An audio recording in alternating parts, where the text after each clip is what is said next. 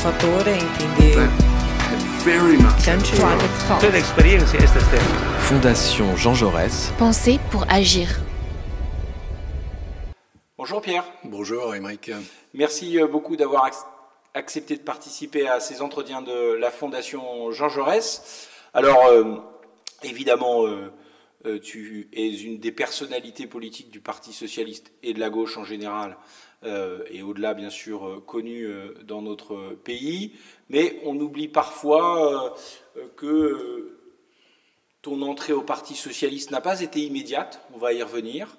Et on oublie aussi souvent que tu as été élu tout au long, j'allais dire, de ta carrière, de tes mandats électifs, dans une terre industrielle, populaire, qui fait partie justement de ces régions où la gauche, ces dernières années, a eu parfois du mal à retrouver un équilibre, et tu as été successivement, et je mélange un peu les mandats, conseiller général du Doubs, on y reviendra, député bien entendu, conseiller municipal, président de l'agglomération des Pays de Montbéliard, député européen et évidemment ministre avant de voguer vers les eaux de la Commission européenne avant que tu ne reviennes pour occuper le poste qui est le tien aujourd'hui, qui est déconnecté de la compétition électorale mais qui s'intéresse toujours aux affaires publiques.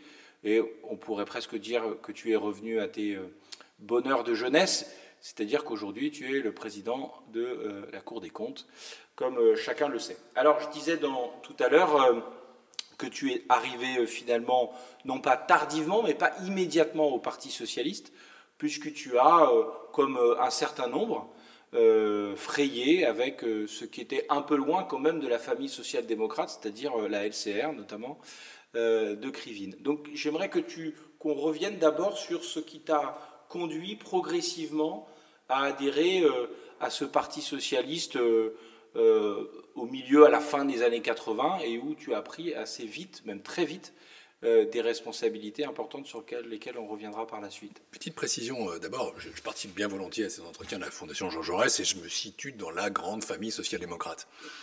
Mais j'ai pris une double distance par rapport au Parti socialiste, incontestablement. Une distance professionnelle. Je suis aujourd'hui le premier président de la Cour des comptes et ça suppose indépendance et impartialité et donc absence de prise de position dans le débat partisan. Et puis deuxièmement, j'ai aussi une distance de fond par rapport au Parti socialiste. Mon sentiment, c'est que je suis socialiste et social-démocrate. J'aimerais que le Parti socialiste le soit autant qu'il devrait l'être. Et donc aujourd'hui, je ne suis pas à jour de mes cotisations et c'est tout à fait volontaire. Et je me sens tout à fait loin de ce qu'est le Parti socialiste. Libre et loin. Libre et loin, toujours, je suis trop vieux pour changer d'idée, mais j'ai l'impression finalement d'en avoir moins changé que le parti lui-même. Je ferme la parenthèse. Pour revenir... Alors ça tombe bien puisque l'idée de ces entretiens n'est pas d'évoquer l'actualité politique. Non, mais comme tu m'avais décrit comme une personnalité socialiste, je le fus. Oui, tu le fus, au moins. Et je suis toujours dans l'âme et dans l'esprit un social-démocrate, mais éloigné de la forme partisane que théoriquement ce courant de pensée devrait avoir dans notre pays, qui à mon avis n'est plus incarné par le Parti socialiste. Je ferme ça. Passons donc à... Et je reviens... Comment tu es arrivé justement dans cette famille ? Je reviens aux origines.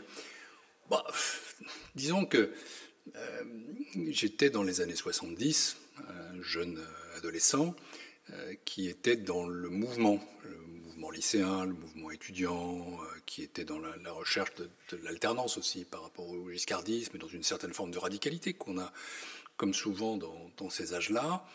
Et je ne me reconnaissais pas dans le Parti socialiste de François Mitterrand, et en particulier, je dois le dire, dans François Mitterrand, pour des raisons très familiales qu'on a retrouvées par la suite. Pour moi, pour ma famille, pour ce que me disaient mes parents, mon père, fondateur des Verts, ma mère, plutôt sympathisante du Parti communiste. Mitterrand était un homme politique de la 4e République, extrêmement opportuniste, avec peut-être un passé ambigu pendant la Seconde Guerre mondiale, le disait-on, c'était une rumeur. On a vu ensuite que c'était un petit peu plus compliqué que ça, et peut-être pas seulement une rumeur, même si la rumeur elle-même suscitait des débats, et avec le temps, moi-même, je les ai un peu relus. Et je serais moins dur que je ne l'ai été en 1994, au moment de la sortie de la biographie de Mitterrand par Péan sur sa jeunesse française. Mais bon, je ferme cette parenthèse. Toujours est-il que j'étais dans ce mouvement radical, anti-giscardien, de transformation du monde, avec une culture en partie communiste, mais aussi anticommuniste de la part de mon père. Et ça m'amène naturellement à être parce que j'étais passionné de politique, un sympathisant trotskiste, pas un adhérent. Je n'ai jamais été un membre de la Ligue communiste révolutionnaire comme d'autres, mais incontestablement, j'étais un compagnon de route dans les mouvements à Nanterre, où j'ai fait 4 ans en maîtrise, dans mon lycée, au lycée Condorcet. J'étais à l'époque un des lieutenants de Michel Field, qui était le chef de la Ligue communiste révolutionnaire à Condorcet. Tout le monde était à la Ligue communiste révolutionnaire à Condorcet. C'était aussi lié d'ailleurs à un milieu, c'est-à-dire c'était un lycée où il y avait énormément de gens qui étaient comme moi, des juifs agnostiques, d'origine d'Europe de l'Est. Il y avait ce mouvement qui m'amenait là. Il y a un creuset culturel. Je ne partage pas toutes les idées de Louis Plenel, mais c'est vrai qu'il y avait un trotskisme culturel, disons, qui était un peu dans l'air. Mais en 1981, je la fais courte, j'avais un tel rejet du giscardisme, dont on a oublié à quel point il était aussi dur sur le plan politique et à droite, à quel point il y avait des ambiguïtés, des affaires, des liens avec l'extrême droite. La personnalité du président était composite, son début de quinquennat avait été libéral, la fin était plutôt autoritaire, pour citer cette comparaison napoléonienne, le troisième. Et donc je souhaitais l'alternance. Il était temps, ça faisait 23 ans que ça durait. Et en 1981, j'ai 23 ans, je vote aux 2 tours pour François Mitterrand. Pour François Mitterrand. Parce que j'aspire au changement. Parce que je pense qu'à partir du moment où c'est par la démocratie, c'est par les élections que ça se réalise, le vote révolutionnaire n'a pas de sens. Aller voter pour Krivine, aller voter à la marge, pour moi, ça ne faisait pas sens. Donc je saute le pas. Et pour la première fois, je vote pour Mitterrand et je participe à la fête du 10 mai. C'est pour moi un soulagement extraordinaire. Il se trouve que par ailleurs, je viens d'être reçu à l'ENA, fin 80, je fais mon service militaire, j'entre à l'ENA, je suis à l'ENA, je ne change pas d'idée. Je suis toujours, disons, un homme de gauche critique de ce que la gauche fait au pouvoir, mais néanmoins, pour le coup, en sympathie, parce qu'il y a des changements. Je veux dire, tout de même, oui, 81, 82, et même la suite, parce que j'ai compris le tournant de la rigueur, parce que je suis aussi économiste, parce que j'étais élève d'économie et d'administration, parce qu'au fond, je suis passionnément européen, parce que j'ai ça en moi, et aussi le réformisme. Le trotskisme était quand même une approche plus réformiste que le communisme, à proprement parler. Et donc, je suis ce parcours de la gauche avec une certaine sympathie distante, mais une sympathie. Et à l'ENA, je fais la rencontre d'un jeune maître de conférence qui s'appelait Dominique Strauss-Kahn, qui était assez différent d'aujourd'hui. Il était plus barbu Non, il n'était pas barbu, il n'était pas fin non plus, mais il était, disons, plus enthousiaste. C'est drôle d'ailleurs comme cet homme a pu changer de personnalité avec le temps. C'est comme si des masques tombaient avec ces différentes incarnations. C'est très curieux. Je pense que si quelqu'un m'avait connu dans ces époques-là, il dirait, bon, bah, t'as changé, t'es plus ceci, plus cela, t'as moins de cheveux, t'es plus vieux. Moi, je suis le même. Lui, non. En tout cas, il était jeune, enthousiaste, séduisant, social-démocrate. Bon. Et à la sortie de l'ENA, je lui demande son avis sur ce que je dois faire. J'étais bien classé, j'étais sixième, et puis il me suggère de prendre l'inspection des finances, qui est la meilleure business school de France pour gagner plein d'argent, de prendre le Trésor, qui est la deuxième business school de France, un peu comme l'ESSEC par rapport à HEC, pour gagner plein d'argent. La Cour des comptes, surtout pas. Et je lui dis, moi, j'ai plutôt envie de faire ça parce que je veux écrire, je veux réfléchir, etc. Puis il me dit, vous êtes de gauche? Non, on n'avait jamais parlé politique. Je dis, oui. Il me dit, passe me voir demain au Parti Socialiste. Et cette demande de sa part, c'est une anecdote, correspond aussi à une évolution de la mienne. Voilà, je vais devenir auditeur à la Cour des comptes. Pardon, pas d'analogie avec quelqu'un que j'aime de manière très chère, Lionel Jospin, mais je ne me vois pas travailler la journée, construire quelque chose dans la République et travailler le soir autre chose. Pour le défaire. Voilà. Et donc, du coup, je ne suis pas en double appartenance, je ne l'envisage pas, et je fais le saut. Je me dis, il est temps que je participe à ce mouvement. Je participe. Ce n'est pas de l'opportunisme, c'est... Voilà, je suis un auditeur à la Cour des comptes. Ça correspond à ton évolution. Je suis dans le système, j'ai voté pour Mitterrand, j'ai un rapport critique à ce que fait la gauche. Ben, il faut que j'aille l'exprimer là où ça se passe. au Parti socialiste. Et je deviens un des experts du groupe animé par Dominique Strauss-Kahn à l'époque. Et puis la suite, c'est la rencontre qu'il me fait faire, ainsi que Marie-France Lavarini et quelques autres de Lionel Jospin.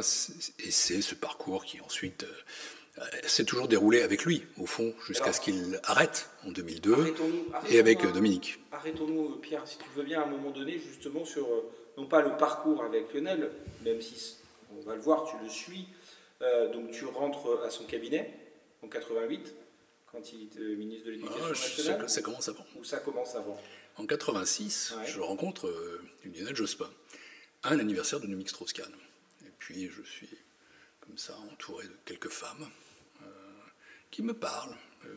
L'épouse de l'époque de Lionel, Elisabeth, qui avait été une élève de mon père, Nicole Baldet, la secrétaire particulière de Lionel Jospin, Marie-France Lavarini surtout, son attachée de presse, grande communicante, conseillère, amie. Et au fond, elle me jauge. Et je reçois un coup de fil qui me demande de passer voir Lionel Jospin. J'y vais. Tu avais passé l'examen de passage. Voilà. Le premier examen de passage. Premier examen de passage.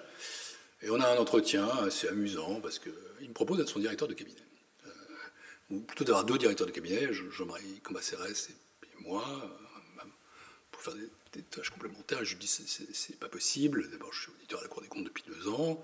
Puis ça peut s'arranger avec le premier président de la Cour des comptes, qui était à l'époque André Chardonnay-Nagor. En réalité, c'était plus compliqué que ça. Et puis deuxième chose, je lui dis mais vous savez, je vous connais pas. Proposition, c'est pas un peu, il se marre parce que ça lui arrive. Il me dit quand vous me connaîtrez, vous m'apprécierez. Et puis je lui dis enfin, vous savez, je préfère comme nettement Michel Rocard à François Mitterrand. Et on est juste après la défaite aux législatives. Et là, il monte déjà l'équipe de 88. Il me dit ça c'est plus ennuyeux. Et donc du coup, je deviens le secrétaire du groupe des experts du Parti socialiste pendant 2 ans, de 86-88.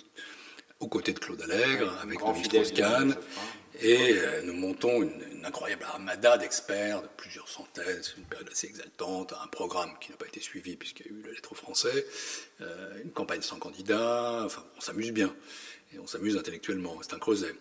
Et là je suis très familier de Lionel Jospin, je le vois tous les jours, je traverse le pont qui va de Solferino à la rue Cambon en passant par les Tuileries, c'est très rapide, des allers-retours tout le temps. Et en 88, effectivement, du coup, il me demande de venir à son cabinet, devenu ministre de l'Éducation nationale, comme conseiller budgétaire. Ce qui a dû être une expérience absolument exaltante, d'être conseiller à l'Éducation nationale. C'était très dur.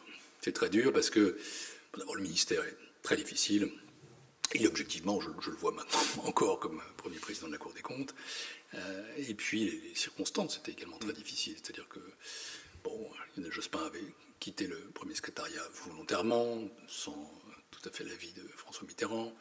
Il n'avait pas suivi son choix de premier secrétaire. Nous sommes dans la salle Pierre Mauroy. Ce n'était pas le candidat que François Mitterrand souhaitait, mais Laurent Fabius. Il y avait cette alliance entre Michel Rocard et Lionel Jospin. Finalement, toi, tu devais bien t'y retrouver dans cette alliance. Contre François Mitterrand, qui s'est ensuite matérialisé au Congrès de Rennes. Donc l'ambiance est difficile, parce qu'on sentait bien qu'il y avait le soutien de Matignon, mais un soutien distant, parce que Rocard trouvait que Jospin n'était pas assez réformiste sur le fond, qu'il n'y avait pas assez de contrepartie demandée aux enseignants dans la revalorisation. Et puis de l'autre côté, c'était exactement l'inverse. Il y avait l'argent que François Mitterrand voulait qu'on donne dans l'éducation nationale. C'était une de ses rares promesses, mais une très grande méfiance à l'égard du ministre, avec l'ineffable Michel Charasse, aujourd'hui mort, type d'une intelligence incroyable, mais aussi capable d'une certaine cruauté, qui disait partout c'est de l'argent dans le sable. On est en train de déverser de l'argent dans le sable. Donc politiquement, c'était quand même assez inconfortable. Donc tout ça fait que ça a été des années, oui, très intéressantes et instructives, mais difficiles, compliquées aussi pour des raisons internes au cabinet, qui font qu'au bout de 2 ans, j'avais approfondi ma relation avec Jospin, j'étais devenu très proche de lui, j'étais aussi son conseiller politique, j'ai rédigé en très large partie la motion Jospin du Congrès de Rennes, entre autres. À un moment donné, il me propose de sauter le pas et de devenir secrétaire national du Parti socialiste, je m'en souviens. Je regarde comme ça, un peu interloqué. Je dis oui, c'est ce que François Mitterrand m'a proposé un jour à moi. Il était chez lui en train de se raser. Il m'a proposé de devenir secrétaire national du Parti socialiste. Je dis bah, c'est compliqué. Pour être tout à fait honnête, je pense que je n'avais pas tout à fait la durée d'appartenance au Parti socialiste. Je n'ai dû adhérer qu'en 88, 89. Je suis resté sympathisant longtemps. Bon, et, tu sais, il faut quand même que tu réfléchisses bien parce qu'après, il n'y aura pas de retour dans l'administration. Il avait à moitié raison. Je suis revenu, mais très tard. Après un long parcours. Après un long parcours comme premier président de la Cour des comptes, je ne peux pas tout à fait considérer que c'est un retour dans l'administration. Voilà, et j'ai sauté le pas. Donc en 90, tu intègres le secrétariat national. Dont j'étais le plus jeune membre. J'étais le plus jeune membre. D'ailleurs, il faut quand même avoir une idée. Hein. Regardez ce qu'est le Parti socialiste aujourd'hui et ce qu'il était à l'époque, autour de la table. Oui ou pas.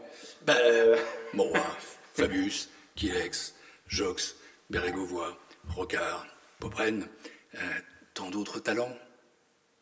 Martine Aubry, Dominique Strauss-Kahn, pour les plus jeunes, Ma Pomme. Vincent Payon. Non, pas encore. Pas encore, il arrive plus tard. Il arrive plus tard. Vincent arrive bien plus tard. Non, mais beaucoup de talents. Mais il y avait là un incroyable creuset de talents et d'expérience. Oui, qui ont tous ou presque tous occupé des fonctions voilà. extrêmement importantes, soit localement, soit et nationalement.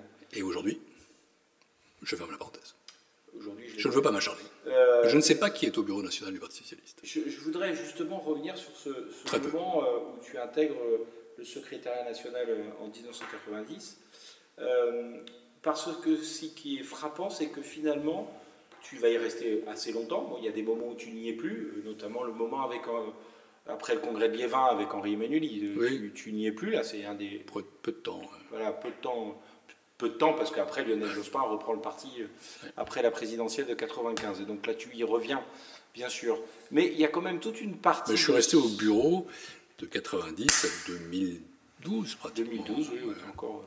Oui, parce qu'après, tu y viens comme ministre. J'étais au bureau national du Congrès de Liévin. Voilà. Même si Henri Emmanuelli... Oui, tu étais au BN, mais pas au SN. Henri avait demandé que je ne sois pas au bureau national. On lui a expliqué que ce n'était pas possible de choisir. Oui, ce qui est la moindre des choses. Mais justement, il y a quelque chose qui est entre guillemets amusant, c'est que dans la deuxième partie de ta présence au SN, tu vas beaucoup travailler sur les relations extérieures, où tu retrouveras en quelque sorte, où tu continueras ta fibre européenne, en la développant. Mais quand tu intègres, tu es d'abord aux études, et ensuite assez vite tu es à l'administration et à la trésorerie du parti. Et ce n'est pas forcément l'image qu'on a de Pierre Moscovici, d'être celui qui, en quelque sorte, fait marcher le parti, s'occupe du fonctionnement du parti, s'occupe de la trésorerie du parti. Et rappelons-le que c'est un moment un peu particulier au niveau de la trésorerie, d'abord parce que les lois de financement se mettent petit à petit en œuvre, et que par ailleurs, il y a quand même eu le scandale Urbain qui traînait au-dessus. Je crois qu'il n'y a pas de hasard. C'est-à-dire, j'étais le secrétaire national aux études du Parti socialiste, le congrès de l'Arche, partagé avec Michel Charzat, qui s'occupait du projet. C'était un positionnement qui n'était pas extrêmement simple pour Lionel et pour moi. Et puis arrive la prise de pouvoir au Parti socialiste par Laurent Fabius. Et Lionel Jospin négocie deux gros postes, les fédérations et la trésorerie. C'est très important de les garder, parce qu'il les avait, un pour Daniel Vaillant et l'autre pour X. Et effectivement, nous étions dans l'après-Urbain, en pleine tourmente, et Lionel me demande de faire ça, un peu comme un sacrifice, en me disant, bon, voilà, tu es conseiller à la Cour des comptes, et je pense que tu n'es pas très intéressé par l'argent, ça se saurait, et donc je te demande d'être là justement pour incarner celui qui va essayer de remettre le système sur pied. J'ai vraiment pesé le pour et le contre, il y a eu beaucoup de contre, et par fidélité au parti, par aussi fidélité à Lionel Jospin, j'ai accepté de le faire. C'était aussi une façon sans doute de contrebalancer la possible captation du trésor du Parti socialiste, de ses finances. Donc de s'assurer que cela reste dans les mains du parti et ne soit pas utilisé ou trop utilisé. Tout ça est derrière nous. Je veux dire, mais je me situe dans l'époque, Oui, on se un resitue peu, dans l'époque, un c'est peu bien ça. paranoïaque. Ça fait... Aujourd'hui, je suis le premier président de la Cour des comptes, Laurent Fabius est président du Conseil Ça ne constitutionnel. m'avait pas échappé. Et nous avons des relations Mais absolument ça fait partie- excellentes, professionnellement et amicales. Mais bon, c'est vrai que Sur le moment, c'est une période d'extraordinaire tension, enfin, de conflits internes très forts, avec des paranoïas, des soupçons. Voilà. Et tu le restes d'ailleurs quand Michel Rocard devient... Michel Rocard, Oui, oui. du coup dans la même logique aussi, où il faut... Non, j'étais là. T'y étais. J'y étais.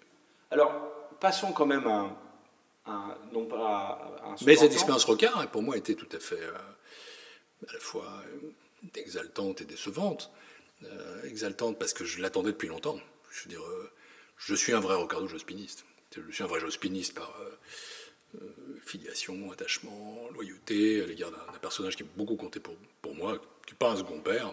J'en ai un, enfin j'en avais un, mon père est mort, mais qui avait une personnalité suffisamment écrasante pour que je n'en cherche pas un autre, mais qui était vraiment un vrai mentor politique. Dominique est mentor intellectuel, Lionel un mentor politique, mais fondamentalement j'étais rocardien, j'étais totalement deuxième gauche dans ma tête, européen, décentralisateur, partisan du rôle des mouvements sociaux, de l'autogestion, et j'attendais Michel Rocard, et on a fait des choses assez excitantes. Les États généraux du Parti socialiste à Lyon, c'était un grand moment de refondation, d'exaltation intellectuelle, après quelque chose d'extrêmement destructeur en 1993. Mais ce qui s'est passé, c'est qu'il faut bien le dire, le moment de Rocard était passé. C'est-à-dire il est arrivé là trop tard, pas soutenu, critiqué, et puis lui-même, il y avait quelque chose de sa flamme qui était derrière lui. Rocard ne pouvait exister que par rapport à Mitterrand, et comme Mitterrand se finissait, est-ce que le moment Rocard se finissait pas lui-même? Je ne crois pas. Je pense que bon, c'était quelque chose de très intime en lui.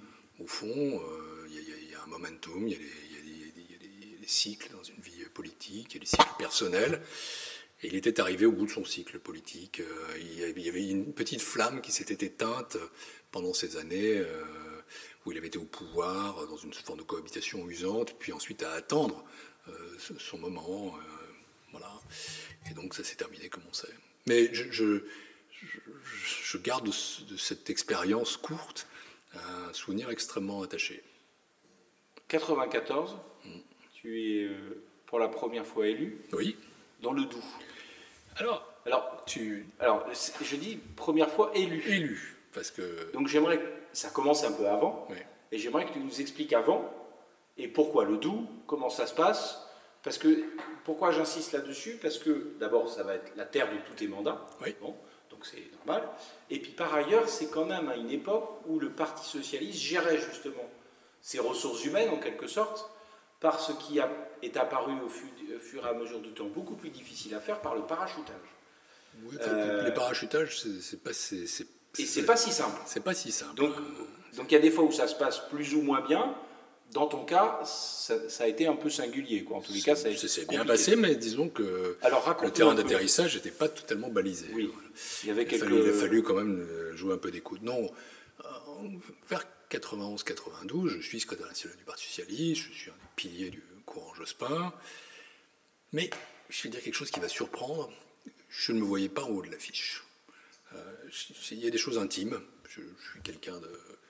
Je sais parler à des foules, à des publics. J'aime convaincre. Je suis un orateur potable, je crois. Mais je suis assez fondamentalement timide. Et surtout, il y avait quelque chose qui me retenait, c'est que je suis le fils d'un métèque. Quand je suis né, en 1957, mon père était encore apatride. J'ai ses papiers. Pascal Brice, quand il était à l'OFPRA, il a fait passer son dossier, c'est assez émouvant pour moi, apatride, sur ce papier. Et mes 4 grands-parents étaient d'origine étrangère et ne parlaient pas le français à l'origine, mais les 2 grands-parents que j'ai connus avaient une boutique dans le Sentier, ils parlaient essentiellement le yiddish, j'étais socialiste, d'ailleurs lisais Unserwort, le petite feuille bundiste de l'époque, et je ne me sentais pas forcément légitime pour aller sur une affiche électorale. Je me voyais plus comme un homme de l'ombre, un conseiller, influent, qui ne se sous-estime pas. Quelqu'un qu'on peut voir, mais secrétaire général de l'Élysée, voilà, un directeur de cabinet de Premier ministre. Je n'avais pas de honte. Mais être devant des électeurs, c'était pas spontané pour une personnalité assez réservée qui avait ce passé. Et Lionel me dit, après un comité, Conseil national du PS, un comité directeur à l'époque, on va dîner chez LIP. Arrive encore. Et il me dit, attends, t'es secrétaire national du parti, il serait temps que tu sois élu. Je dis, bon, tu crois? Il me dit, j'ai une idée pour toi. Montbéliard. C'est une ville que la gauche venait de perdre pour des raisons de division, entre, comme par hasard, des jospinistes et des fabusiens.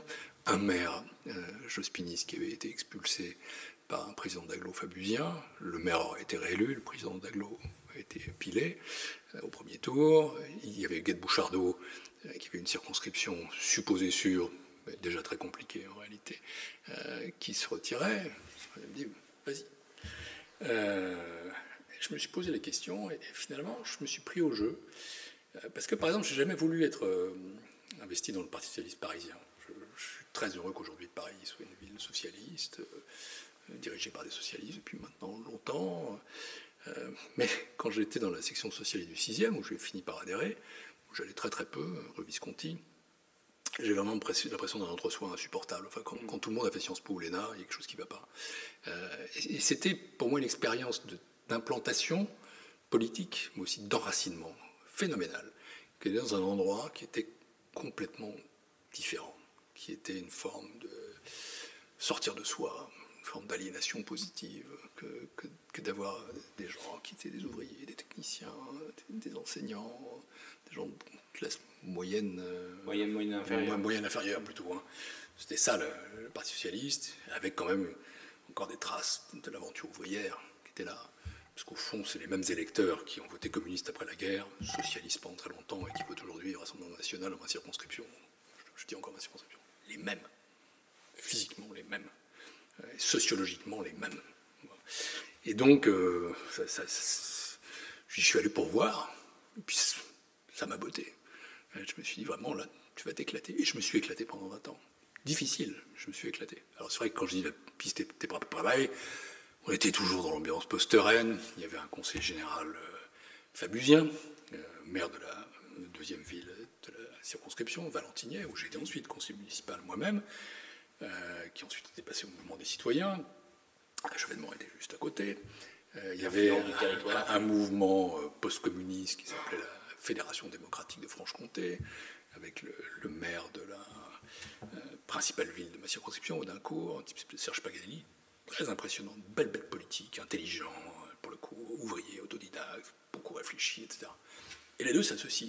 D'abord, Massacrier se présente contre moi dans le PS, Jospin Fabius, 60-40, je passe, je suis le candidat socialiste. Ensuite, il quitte le parti, il va au mouvement des citoyens, et avec Paganelli, ils mettent une candidature, conseiller général du principal canton et maire de la principale ville, conseiller général du deuxième canton et de la deuxième ville, le PS en 93. Ça fait lourd. Ça fait lourd. Et je me prends au jeu. Et je suis assez organisé dans les campagnes, je suis assez scientifique, j'adore ça. Les terrains, les villes, les communes, les soutiens, etc. Et je monte une machine. Et puis arrive le premier tour, et je passe. Ils étaient sûrs de m'avoir, ils avaient des sondages qui montraient que j'allais être battu. Julien Drey est venu soutenir mes opposants. À l'époque, je m'en souviens maintenant en t'en parlant. Et je passe nettement. Je fais 20% au premier tour, ils font 10, ils sont déçus, abattus. Au deuxième, je fais 47, ce qui en 93 est très bien. Ce qui est un bon score en 93. Et je sais que je vais être député, plus tard. Voilà. Et c'est parti, mon kiki. Et puis en 94, voilà, un conseiller général décide de ne pas se représenter.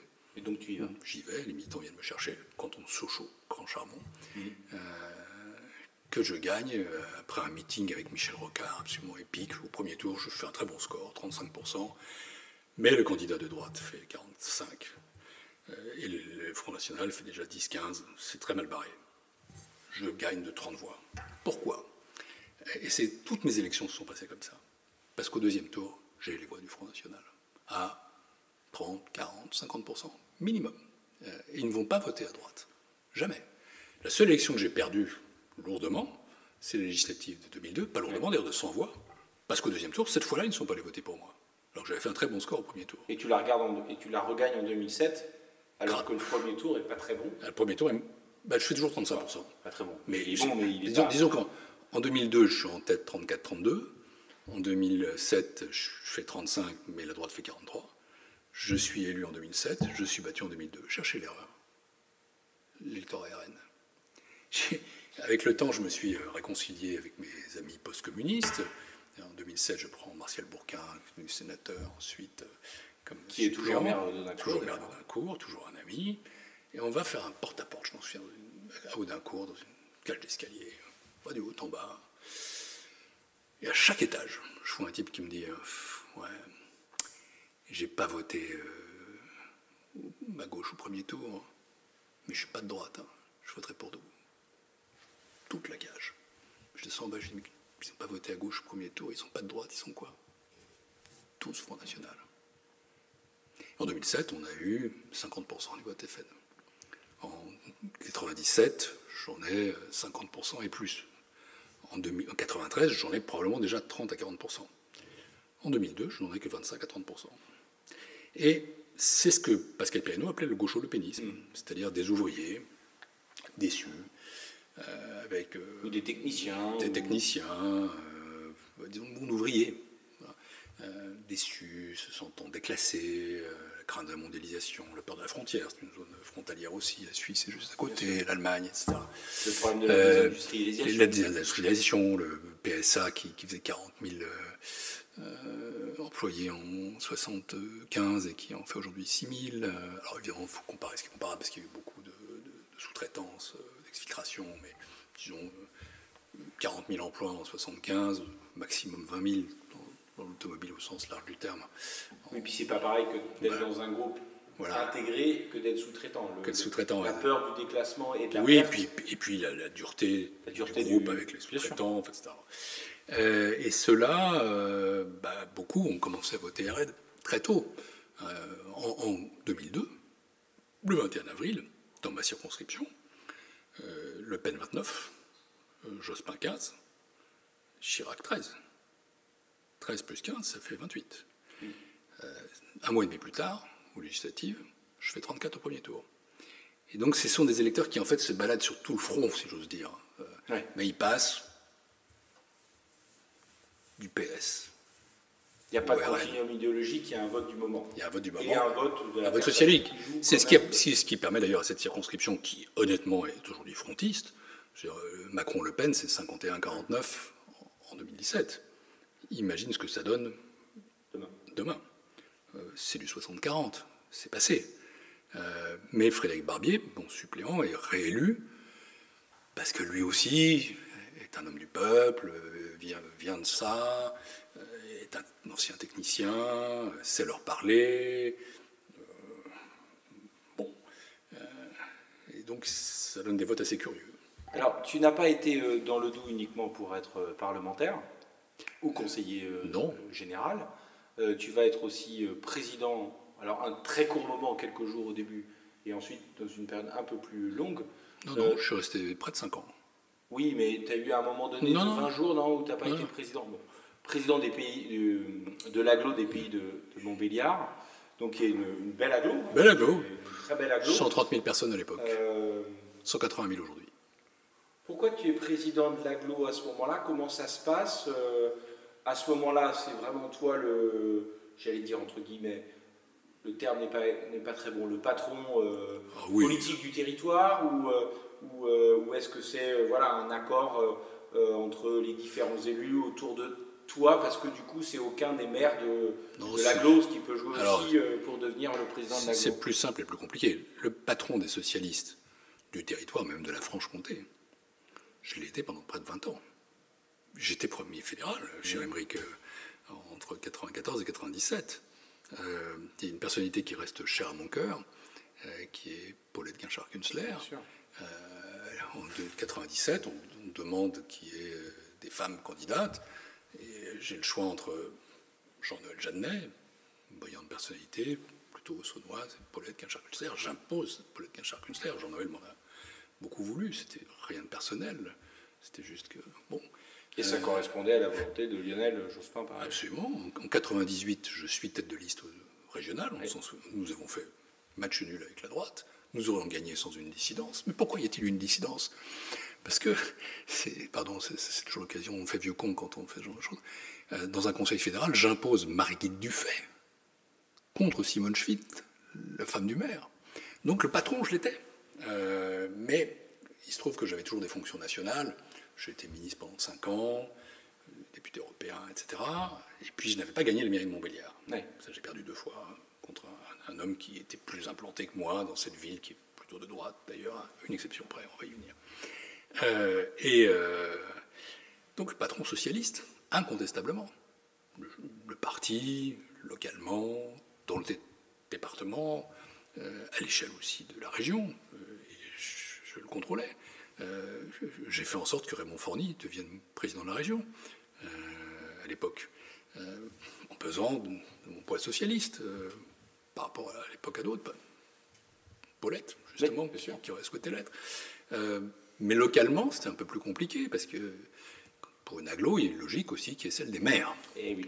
Voilà, à laquelle il faut compter. Donc nous préparons. D'où ma question. Je vais pas l'air comme ça, mais je vois que tu es il bien. m'arrive de réfléchir un peu. Et puis tu es bien informé également. Et d'amener justement sur ce sujet-là, notamment de Montbéliard. Pas d'inquiétude sur toi. Et donc nous montons avec Martial, avec Denis Sommer, qui était devenu le premier secrétaire du Parti socialiste, qui était proche de moi, contre Martial, qui à un moment donné a fait une petite incursion chez Montebourg, avec la velléité sans doute de devenir le patron, mais finalement nous avons repassé une alliance. Nous disons, voilà, nous sommes les 3, Martial, le grand élu Audincourt, futur sénateur, Denis, le patron du Parti socialiste, maire de Grand Charmont, et moi, député, etc. Et nous allons aux élections municipales de 2008, avec l'idée que nous allons gagner l'agglomération, en perdant la ville-centre de Montbéliard. Nous pouvions la gagner sans la ville-centre, parce que la ville-centre de Montbéliard est petite. Elle fait 25 000 habitants par rapport à 130 000. Donc, nous avons effectivement monté une machine de guerre qui fait que nous gagnons l'agglomération. Et nous la gagnons dès le premier tour. Presque. Nous savons que nous allons la gagner. Et là, il y a une surprise qui est un tremblement de terre, qui est qu'à Montbéliard, un candidat assez inconnu, Jacques Elias, socialiste un peu atypique, personnalité bougonne et attachante, que j'aimais beaucoup, bat Louis Souvet, le maire. C'était une année comme ça, mauvaise pour la droite, il s'était divisé de quelques voix, en triangulaire, quadrangulaire. Et là, tout à coup, problème, c'est que nous étions tous d'accord pour que Denis Sommer devienne président de l'agglomération, mais le maire de Montbéliard... C'était sans compter sans Jacques. Sans Jacques, qui ne voulait pas. Il faut dire que Denis Sommer, une personnalité que moi je continue à trouver attachant, l'inverse n'est pas vrai malheureusement, mais c'est la vie. Denis Sommer avait pratiquement appelé à voter pour Louis Souvet, justement de crainte que quelque chose comme ça n'arrive. Il expliquait que c'est pas possible. Et lui-même voulait être maire de Montbéliard, enfin, petite histoire de corps de cul local.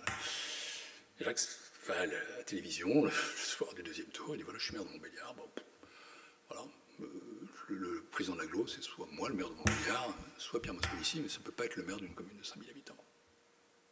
Problème. Et c'est comme ça que tu te retrouves président de l'agglo. C'est comme ça que je me retrouve président de l'agglo. En fait, tu es le point d'équilibre entre les différentes villes, voilà, de l'agglo et les patrons. Et le patron socialiste. Voilà. Donc on se retourne vers moi. Et on se retourne vers moi. Denis Sommer, je pense encore aujourd'hui, et jusqu'à la fin de ses jours, sera persuadé qu'il y avait eu un complot. Non, mon suppléant Joseph Tirode, député, quand j'étais, moi, ministre des Affaires européennes, un ami, technicien chez Forcia, parce que j'avais choisi ça quand je suis arrivé en 93, quelqu'un qui était un ami très cher, me téléphone, j'étais à Paris, moi, sur les plateaux, en train de commenter les résultats des municipales. Il me dit, tu sais, Jacques vient de dire que tu vas être président de l'agglo. J'y suis allé. Mais c'était pas du tout un complot, c'était une circonstance. Et je me suis alors absolument éclaté. Absolument éclaté. Parce qu'au fond, c'est ce dont j'avais envie. Il n'y a pas de complot, mais ça remontrait un désir. Sinon, j'aurais été... Ce qui t'a éclaté, c'est d'être... parce que tu n'es pas maire, tu es conseiller municipal d'une petite commune, hein, à côté de Valentinais. Mais du coup, l'agglo, c'est les compétences stratégiques. Stratégiques, les les grandes... éclaté, c'est de mettre en œuvre un projet de territoire. Oui, d'ailleurs, je prépare un projet d'agglomération, je le fais voter à l'unanimité, des 68 élus communautaires à l'époque, avec ce que j'ai fait pour la Cour des comptes d'ailleurs, consultation, questionnaire, sondage, atelier, et ce projet a été mis en œuvre pendant 5 ans, il marchait pas mal. Je pense que les gens s'en souviennent d'ailleurs comme au moment, puis ça a été interrompu par la victoire de 2012. Mais pour moi, avoir créé un centre nautique à Sochaux, là où il n'y avait rien entre, je crois, Dole et la Suisse, c'est formidable.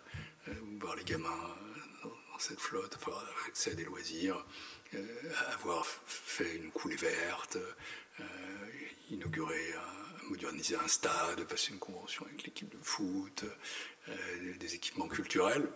Vraiment, je prenais un pied absolument terrible. Les joies de l'élu local. Ouais. Mais d'élu local qui fait du structurant. Ouais. Et honnêtement, je pense que j'étais plus fait pour être président d'agglo que maire. Ouais.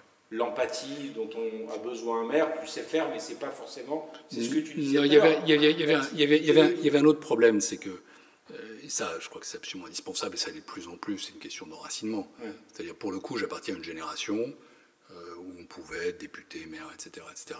Et moi, ma conception, je n'ai jamais habité Montbéliard. Je y allais le jeudi, je rentrais le lundi. Bon, et ça, on ne peut pas faire ça quand on est maire. Quand on est maire, il faut vivre là. Et au fond, je rêvais d'être un maire comme Chaban-Delmas a pu être maire, ou je cite Chaban, maire TGV, ou Chirac. Oui, mais c'est pas des mauvais maires. Non, bien sûr. C'est des grands maires même. Mais c'est pas ce que les gens veulent aujourd'hui. Et entre ce que je leur proposais et ce que Louis Souvet était, incontestablement, ils l'ont choisi. Et ils l'ont choisi à dessein, à escient, et sans doute en réalité à raison. Parce qu'il leur offrait quelque chose que je ne pouvais pas leur offrir, c'est-à-dire la présence quotidienne, la proximité immédiate à portée de... Voilà. Alors, je pense par ailleurs que l'autre modèle n'est pas non plus mauvais pour construire un vivre ensemble. C'est pas une question de savoir si l'un est meilleur que l'autre. C'est juste, tu penses toi aujourd'hui, quand il est tas de causes, ça ne correspond plus aux attentes. Et déjà à l'époque, je pense que mes défaites municipales n'ont pas été dues au hasard. Voilà. Et de la même manière que tes victoires, du coup, législatives renvoient aussi à cette capacité que tu pouvais avoir pour incarner quelque chose. Absolument. Voilà. Je pense que, au fond, mes succès dans le Pays de Montbéliard pendant 20 ans sont dus au fait que je n'avais pas tout ce qu'il fallait pour être élu du Pays de Montbéliard.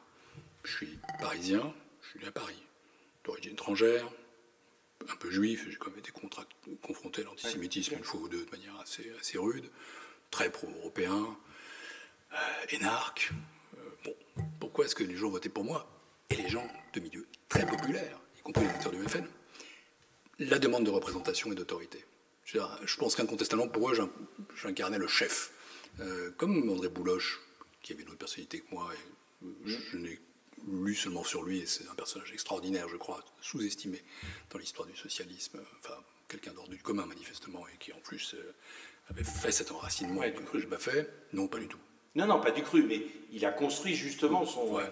Mais son disons que dans les deux cas, ils ont fait appel à des personnalités de l'extérieur pour, comme Edgar Faure, comme Jean-Pierre Chevènement, qui certes était belfortin, mais y est revenu. Donc dans cette région où les élites politiques ne sont pas justement toujours tout à fait au top niveau, ils ont été souvent importés pour les représenter. Pour les représenter. Mais les affaires locales, un peu moins. Un peu moins. Alors justement, je voudrais terminer cet entretien par... Mais tu vois, il y a un paradoxe, ça fera peut-être la transition avec la question que tu vas évoquer maintenant, puisque tu m'as dit que tu l'évoquais, la question européenne. Les électeurs, c'est fascinant. Ils sont capables d'avoir des votes apparemment contradictoires qui en fait ont une cohérence. En 2004, je suis candidat aux élections européennes, tête de liste pour le Grand Est. Dans ma circonscription législative, parce que je regarde ça, je fais 42%. Qui fait 42% à une élection européenne? Personne. N'existe pas. Même, nous avions fait 29% dans la région, ce qui était énorme. 42%. L'année suivante, en 2005, le référendum sur le traité constitutionnel européen. Je défends le oui. Je suis un de ses auteurs. Je suis vice-président du Parlement européen. Dans ma circonscription de Martial-Bourquin, on prend la tête du non. Comme Laurent Fabius a pris la tête du non en France. C'était la grande période Montebourg, etc. Bien sûr. Le non fait 68%. Voilà. Il est mort. 2 votes sur l'Europe. 42% pour vous. 68%. Et en 2007, comme une fleur, je suis réélu député, dans une circonstance extraordinairement adverse, puisque Sarkozy a fait 54 et qu'au premier tour, c'est très mauvais. Pourquoi? L'autorité, l'identification au leadership. Ça joue beaucoup. Et dans cet électorat populaire, ça joue beaucoup. Il y a d'ailleurs une chose qui est peut-être une réflexion aussi pour aujourd'hui. C'est qu'au-delà même des problèmes du Parti socialiste, qui sont des problèmes idéologiques, des problèmes intellectuels, des problèmes de confusion, il y a une question d'incarnation. Et le Parti socialiste est un parti qui ne peut pas accéder au pouvoir s'il ne traite pas aussi cette question d'incarnation. Il y a quelque temps, je lisais dans un journal suisse que j'aime bien, Le Temps, un article d'un journaliste qui s'appelle Richard Verly. Et c'était, je crois, le 14 mai 2021. Il faisait un double anniversaire un peu paradoxal, celui du 10 mai et puis aussi celui de Carlton en 2011. Et son article s'appelait « L'époque où la gauche savait séduire ». Mais il faut savoir séduire et entraîner. Pas être dans le populisme, pas être dans la démagogie, mais il faut savoir cheffer, il faut savoir identifier ça. Et quand on ne le fait pas, ben il reste ce qu'on est, le poids de l'idéologie, le poids du parti, c'est plutôt 15-16%. Mais quand en plus on n'a pas de colonne vertébrale, il ne reste plus rien. Du monde, il reste moins. Moins. Que les 15 ou 16%. Alors je voudrais terminer cet entretien par, comme tu l'as souligné, ton investissement européen, parce que ça fait vraiment partie de ton ADN politique, y compris dans la difficulté, tu viens d'y revenir. C'est quasiment presque ton premier mandat, en fait, député européen, 94. Je suis élu conseiller général de moi. Tu étais élu conseiller général juste avant. Juste avant. Et tu es élu député européen en 94, tu l'es de 94 à 97, puis de 2004 à 2007. Et surtout, je suis ministre des Affaires européennes de 97 à 2002. Et ministre des Affaires européennes, bien entendu, de 97 à 2002. Alors, et puis ensuite, commissaire, évidemment. Donc, on voit bien qu'il y a un fil rouge dans ton investissement politique et dans ta culture politique, au-delà de ça. Néanmoins, au Parlement européen, même si tu vas y jouer un rôle, etc., finalement, je vais être un peu taquin, mais en 97, tu es élu législative, tu te barres du Parlement européen, tu vas au Parlement français. 2007, tu es élu aux législatives, rebelote, tu t'en vas du Parlement européen pour siéger au Parlement, à l'Assemblée nationale. Il y a certains autres pays de l'Union européenne où les parlementaires européens restent parlementaires européens.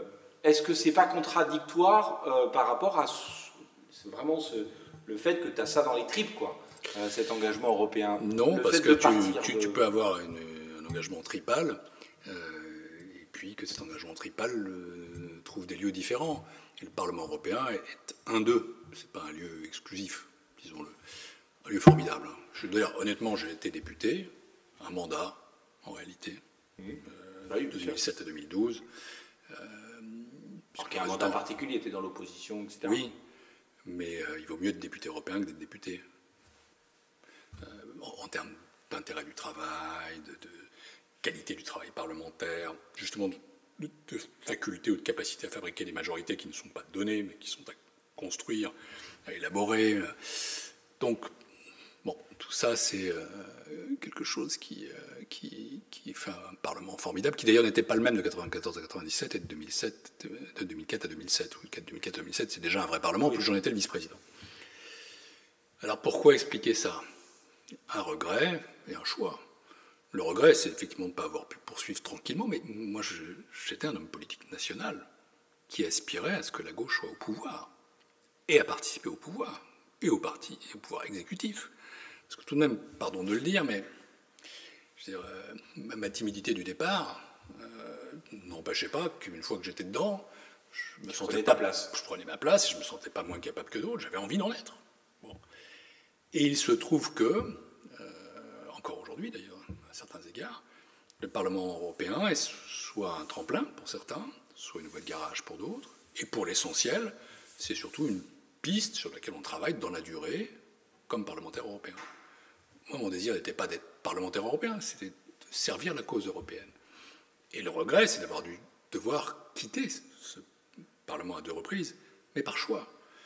En 97, je voulais prendre ma revanche de 93, et j'avais été au Parlement européen aussi pour préparer ça, disons-le franchement. Je n'ai pas été un parlementaire européen aussi assidu et aussi bon que j'aurais pu et dû être entre 94 et 97, et je le sais. Tu l'as été plus de 2004. Beaucoup plus de 2004 à 2007, où j'étais j'étais vice-président du Parlement européen, j'étais rapporteur notamment de l'adhésion de la Roumanie, tiens, le pays d'origine de mon père. Et donc sans doute pas sans lien avec le fait que tu... Mais en 97, quand Jacques Chirac dissout l'Assemblée nationale, je suis aux côtés de Lionel Jospin, je suis l'auteur du programme de 97. On l'a pas oublié, je ne le crie pas sur tous les toits parce que c'est pas... Enfin bon, on le fait. L'auteur avec beaucoup d'autres, mais je veux dire, je suis pour le coup, entre 94 et 97, on a monté avec les conventions du Parti socialiste quelque chose de formidable. C'est en 97, la droite est surprise par la dissolution, la gauche est prête. Elle est prête idéologiquement, elle est prête programmatiquement, elle est prête avec ses candidats.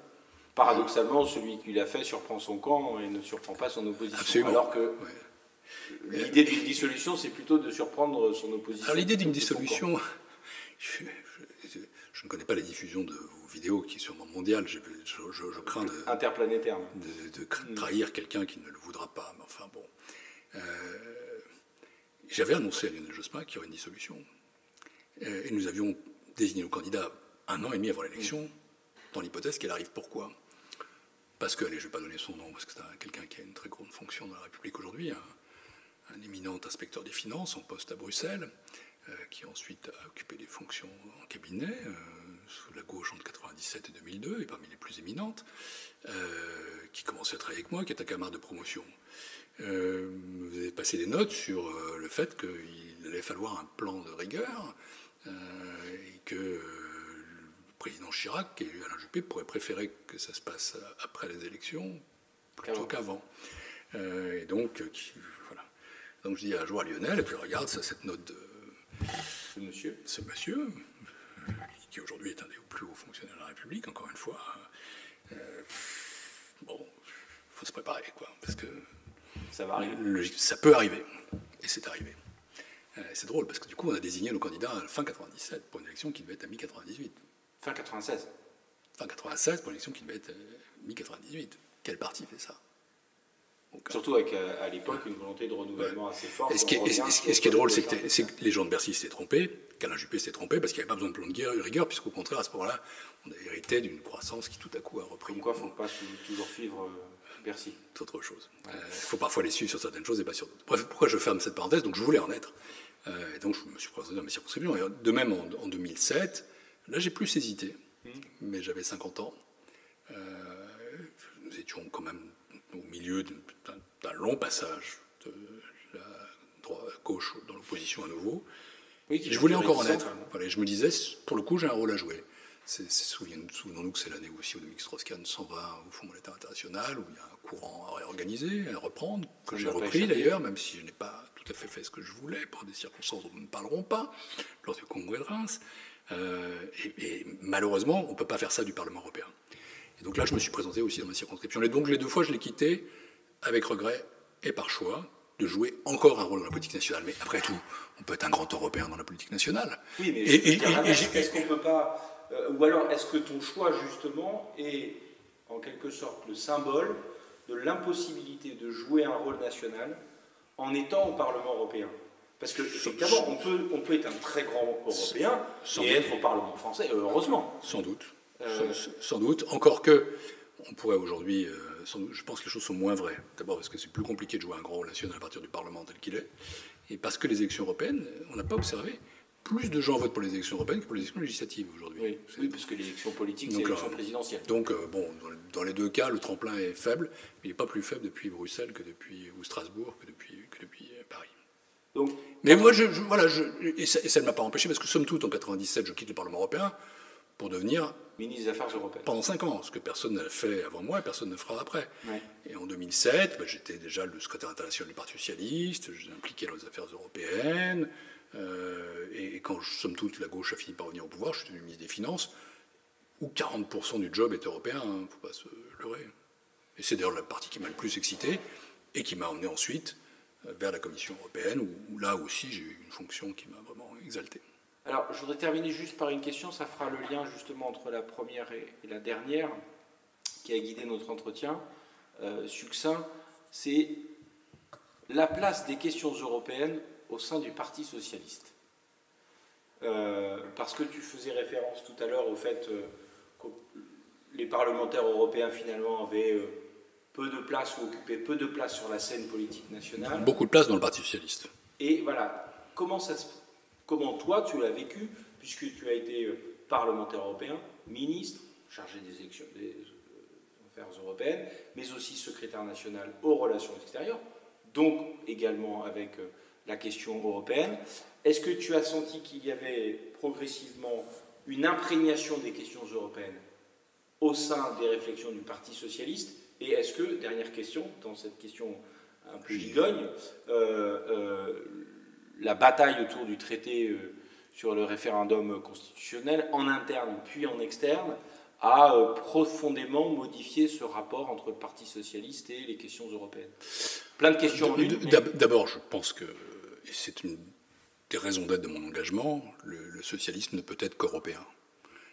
Je ne pense pas que le socialisme doit se réduire à l'Europe.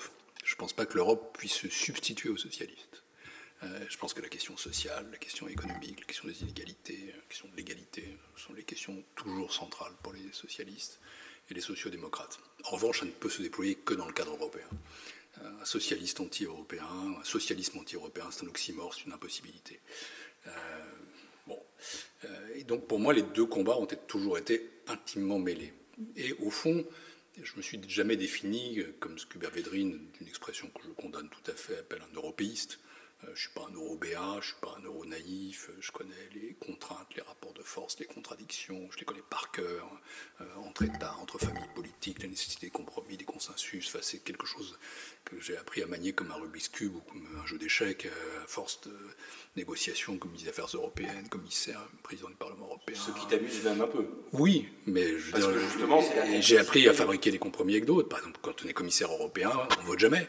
Ça veut dire qu'on est forcément obligé d'obtenir une hégémonie intellectuelle au sein d'une formation où d'autres sont majoritaires à la base. Et j'ai vraiment été un commissaire social-démocrate. Quand j'ai imposé la lutte contre la fraude et l'évasion fiscale, ce n'était pas un terme conservateur.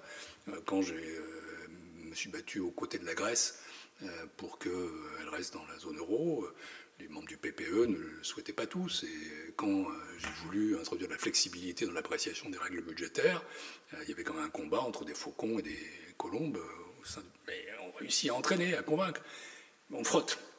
Donc l'Europe n'est pas un objet apolitique, c'est un objet de combat politique et de consensus politique, les deux à la fois, parce qu'on n'est jamais européen tout seul. Et ça, c'est la faute française, que de penser que l'Europe est belle quand elle est française, que l'Europe des autres n'est pas européenne. C'est d'ailleurs une des apories de la gauche.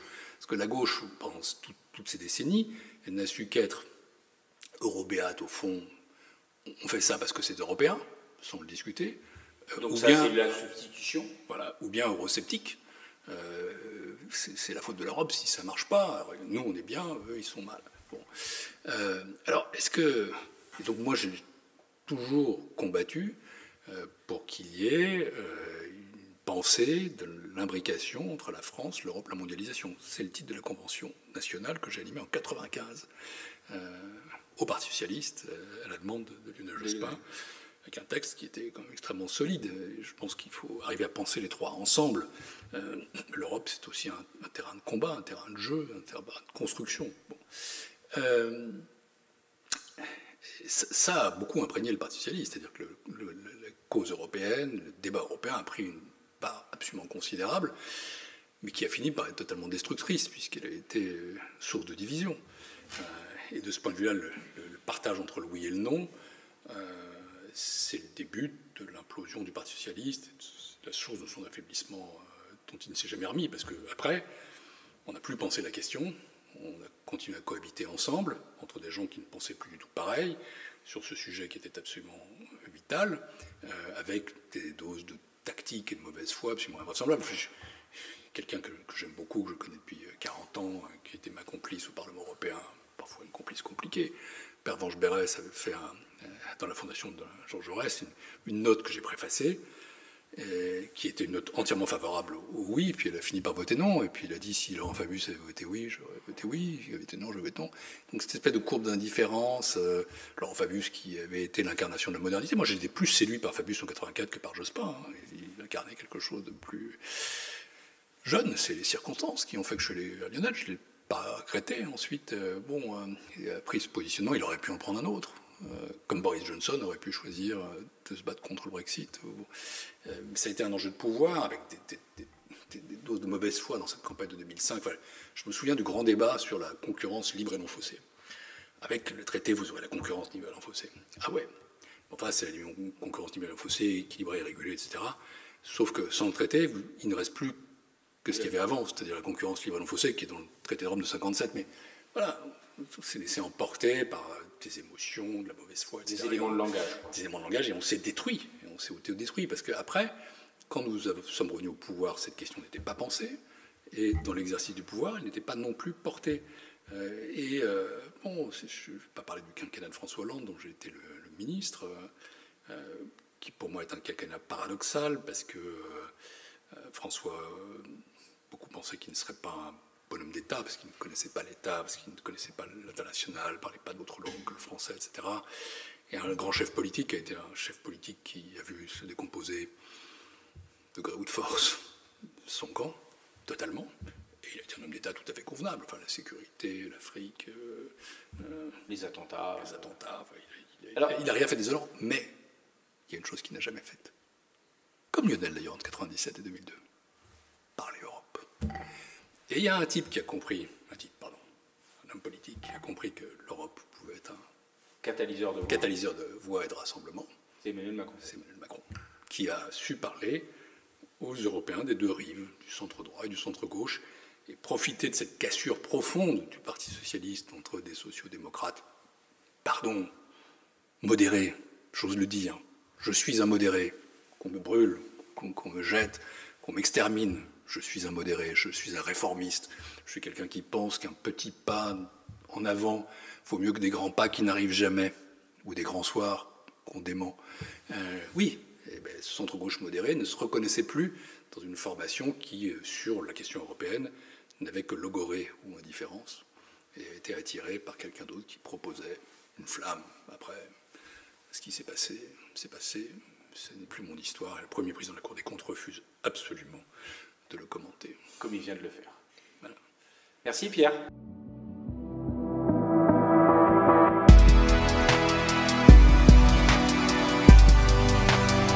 Fondation Jean Jaurès.